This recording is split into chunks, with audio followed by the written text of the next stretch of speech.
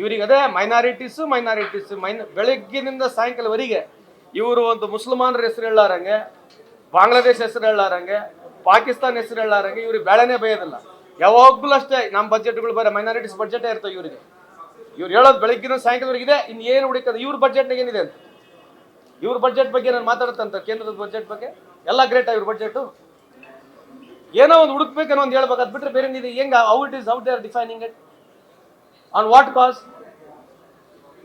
ಏನು ರೀಸನ್ ಏನಂತ ಹಂಗೆ ಹೇಳ್ಬಿಟ್ರೆ ಮುಗಿತು ಅಂತ ಕೇಳ್ಬೇಕಲ್ಲ. ಏನು ಸರ್ ಹಿಂಗೆ ಹೇಳಿದ ಅರ್ಥ ಏನಂತ ಬಿಡಿಸಿ ಹೇಳಕ್ಕೆ ಕೇಳ್ರಿ.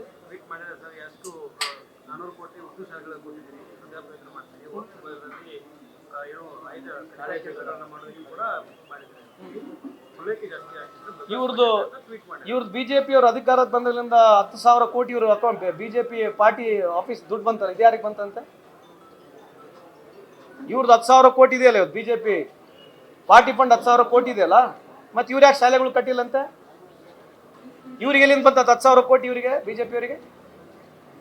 ಯಾರು ಇವತ್ತು ಈ ದೇಶದಲ್ಲಿ ಬೀಫ್ ಎಕ್ಸ್ಪೋರ್ಟ್ ಮಾಡ್ತಾರೆ, ಗೋಯತ್ತ ಮಾಡಿ ಬೀಫ್ ಎಕ್ಸ್ಪೋರ್ಟ್ ಮಾಡ್ತಾ ಇದ್ದಾರೆ, ಅವರಿಂದ 30 ಕೋಟಿ ಚಂದ ತಗೊಂಡಾರೆ ಇವರು. ಇದ್ರ ಬಗ್ಗೆ ಏನು ಮಾತನಾಡ್ತಾರಂತ?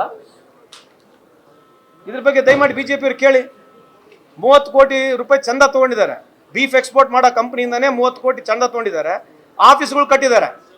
ಇವತ್ತೇನು ಈ ದೇಶದಲ್ಲಿ ಗೋಹತ್ಯೆ ಆಗಿ ಎಕ್ಸ್ಪೋರ್ಟ್ ಆಗ್ತಕ್ಕಂಥ ಆ ಕಂಪ್ನಿಗಳಿಂದ ದುಡ್ಡು ತಗೊಂಡು ಇವತ್ತು ಬಿಜೆಪಿ ಆಫೀಸ್ ಕಟ್ಟಿ, ಇವತ್ತು ಬಿಜೆಪಿ ಅವರ ಅಕೌಂಟಲ್ಲಿ ಬಿಜೆಪಿಯ ಟೋಟಲ್ ಪಾರ್ಟಿ ಅಕೌಂಟ್ನಲ್ಲಿ 10,000 ಕೋಟಿ ಇದೆ.